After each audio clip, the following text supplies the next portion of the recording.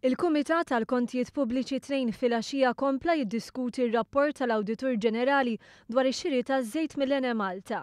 Der Ray Staffraċ, uffiċjal ta' Trasport Malta, li kien l-accountant tal-ex kap eżekuttiv tal-Mediterranean Offshore Bunkering Company Limited, Frank Sammut. Kien jagħmel ukoll xogħol għal George Farrugia, il-bniedem li ngħata l-proklama brabta mal-iskandlu taż-żejt. Quddiem il-Kumitat tal-Kontijiet Pubbliċi, Staffraċ ikkonferma li ltaqa' ma' ċertu uffiċjal tal-kumpanija Trafigura bl-isem ta' Naim Ahmed.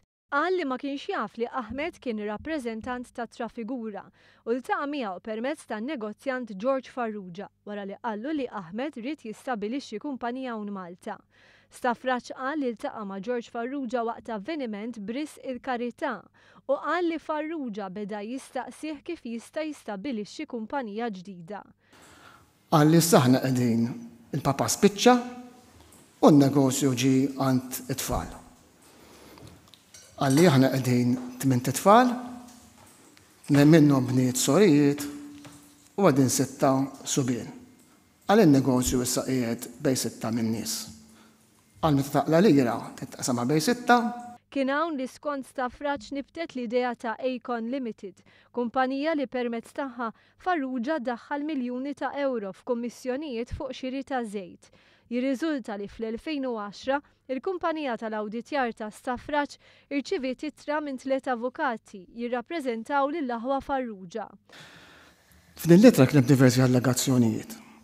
Fosthom illi da kienet juża bank account ta' kumpanija Acon Limited li ma' bank account kien fl-Iżvizzera. Meta ġefini għandin l-ittra, meta ġefejta ġifieri, mhux għalhekk ix-xokk imma kienet xi ħaġa serjissima di illi da qed juża kumpanija Maltija f'bank account fl-Iżvizzera ma nafux bih u qed jagħmel xi money laundering hemm. Staffraċ qal li Farrugia ċaħat li Acon Limited kellha kont tal-Bank Svizzeru u li dan Farrugia kitbu f'dokument iffirmat li ma' dokument intbat lill-avukati ta' dan il-kont bankarju. Staffraċ qal ukoll li minħabba suspetti li Farrugia kien qed jaħbil flus fl-Iżvizzera, il-kumpanija tiegħu irriżenjat mis-servizzi offruti lil Farrugia fl-2010. Imbagħad qal li sar jaf bl-iskandlu taż-żejt fl-2013. Staffraċ għandu jkompli jixed quddiem il-Kumitat tal-Kontijiet Pubbliċi.